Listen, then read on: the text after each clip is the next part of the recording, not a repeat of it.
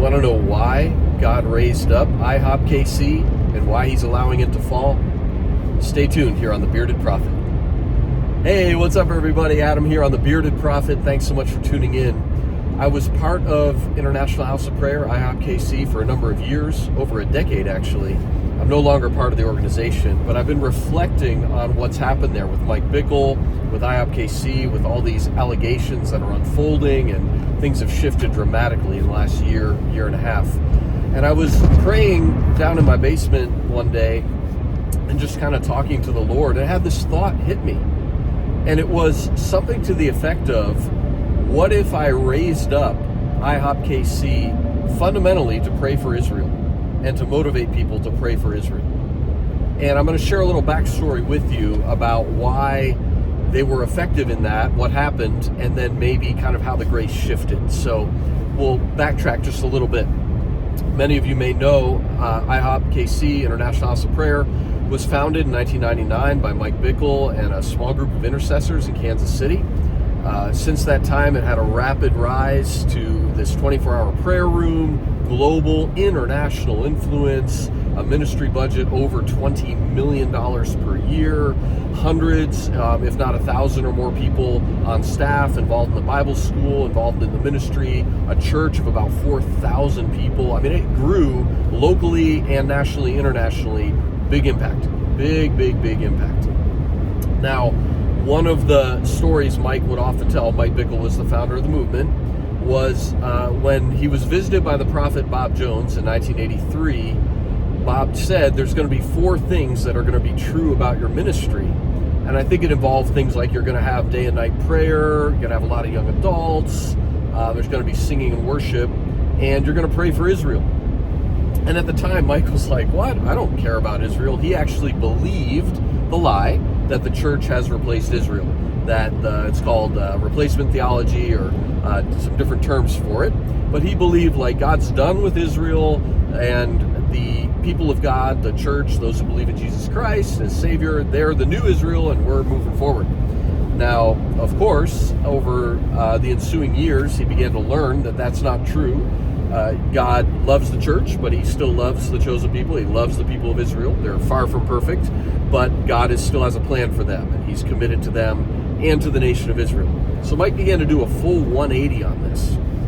And he also, eventually in 1999, about 16 years after meeting Bob Jones, sensed it was time to start the House of Prayer. Now again, you can go into IHOP's prophetic history, and I know some people have been poking holes in a few of the details. I'm not going to get into that. I do ultimately believe, though, that Mike, in all of his fallenness and brokenness, sensed that it was the time to start the House of Prayer, and he did. And he started it with those values Bob Jones said. Singers, musicians, young adults, day and night prayer, and praying for Israel. And, again, for all the faults, there are faults, they were faithful. Mike is very faithful. People at IHOP, very faithful. I was faithful in my time and assignment there to do the things that IHOP required. So now, how does that relate to what I was saying about, did God really raise up IHOP primarily to pray for Israel, and then he lifted the grace after they crossed a certain threshold? That's what I believe. Let me share what I'm talking about here. So, somewhere in the early days of IHOP, they came up with this impossible number. There's a phrase in playing cards, let's shoot the moon, like let's do the impossible. And it was 100 million intercessors for Israel, 100 million people who would pray for Israel and the Jewish people and God's purposes for her. And because they wanted to have this impact, they wanted to pray for Israel and see God move in Israel and the Jewish people, they started shooting for the moon. They said, let's just pick some impossible number. God, would you in your mercy raise up 100 million intercessors for Israel? Now, when they started praying this prayer, sometime probably in the 2000s, it was just an impossible goal. I mean, IHOP's a small band of people, maybe a few hundred intercessors, influencing maybe a few thousand, not even a million. How are you going to get to 100 million? Not even 5, 10, or 50 million. How are you going to get to 100 million people to pray for Israel? I actually think they thought it was an impossible number that would keep them motivated forever to keep doing it until Jesus returns. nobody saw any way that this could actually happen. Nobody ever said, oh, we're up to 20 million, maybe we can get to 100. I mean, nothing like that was ever talked about. It was just, we are going to carry the trumpet, carry the banner, sound the trumpet, carry the banner to pray for Israel. So, a funny thing started to happen. A few years back, over the years, of course, IHOP got well known in the world, in the church world, in the prayer world, and IHOP began to connect with different prayer networks around the world, a lot of them in Asia, some in the Middle East. And a funny thing is that a lot of these groups in, say, China or the Middle East and some of these other places in Asia, they get the Israel thing. There's this Back to Jerusalem movement of the Asian church, preaching the gospel all the way back to Israel, martyrs. I mean, it's pretty cool. You can do some research on that. But these folks have carried the burden to pray for Israel and God's purposes for the Jewish people for a long time. So a lot of the U.S. church doesn't really get it, doesn't understand the Israel thing, doesn't like the Israel thing. But man, Mike found an audience in Asia. And I believe it's a good audience.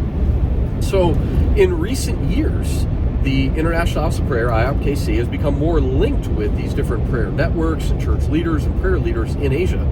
And so a really funny thing happened in May of 2023, okay? And this is important because you'll know a lot happened in 2023.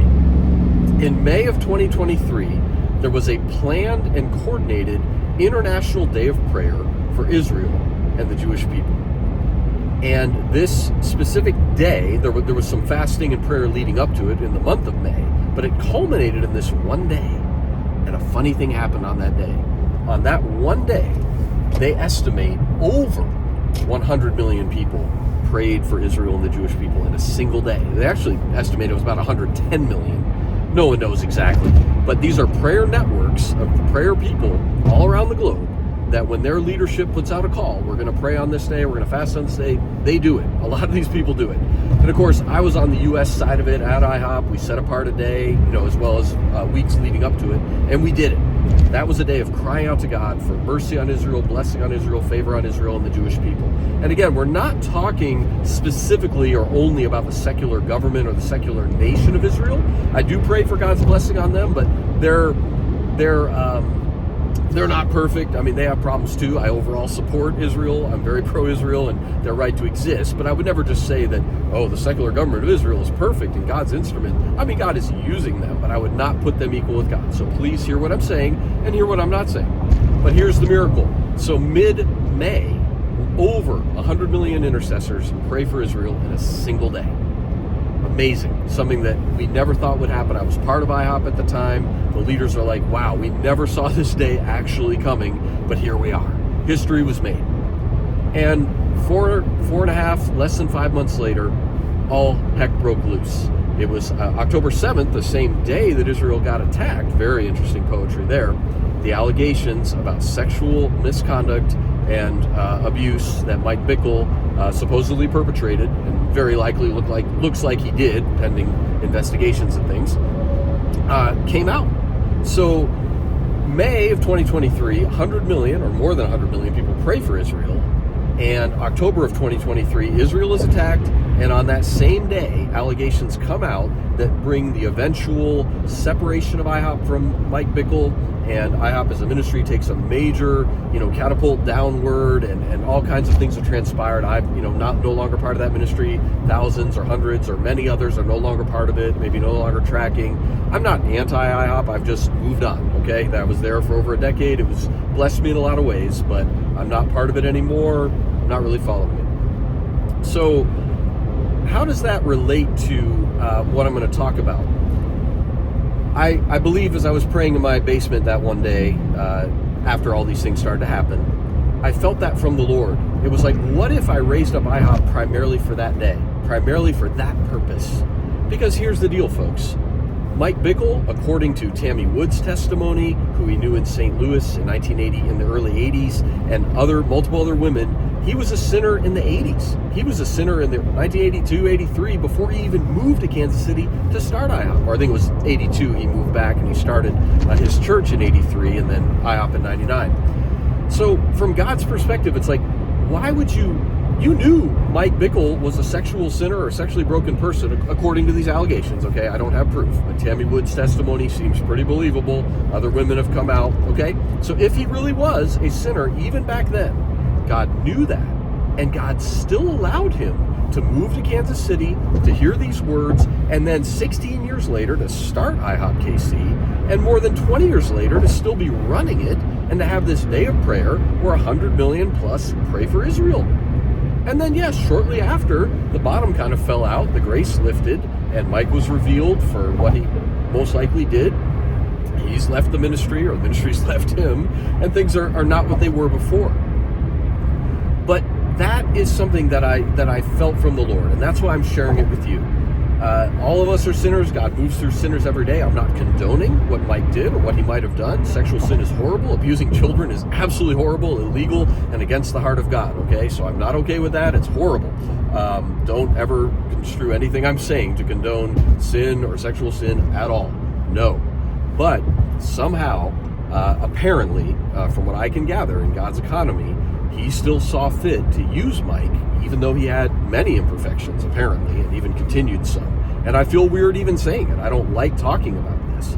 But I just want to add some perspective that maybe something from heaven's perspective said, this is a good thing to do, or I found someone who will do this. Mike was faithful to that call, to not only pray for Israel, but call others to do it. And I know that Israel is big on God's heart. So I'd love to hear your perspective. I hope this is comforting. I know it can be a little disturbing here toward the end as I'm saying some of these things, but keep in mind, God sees things differently than we do. He works through sinful, broken people every day. He always has. Every human is a sinner. God worked through King David, who committed adultery, murdered someone, lied. I mean, he did all kinds of things, and yet God worked through him mightily. So I'm not saying Mike Bickle's King David. I'm not condoning what he did. But I'm just saying what I felt from the Lord about why would God do it this way? Why did he allow this man to rise up, get nationally, internationally famous, influence millions, in this case, maybe 100 million people or more, to do something, even though he was broken all the time. He was broken before he started IHOP, he was broken during IHOP, probably broken after that. That's what I want to share with you today. I welcome your feedback, welcome your comments, and also thank you to those who are subscribing. If you enjoyed this video, the last one I post, you can go back and check some older videos too. Kind of getting my channel going again. The Bearded Prophet is back on the horse. We're riding, and I'll be sharing. So I look forward to sharing more videos with you. Welcome your comments, your feedback, or suggestions, topics you'd like me to address. Thank you so much. God bless you. Take care.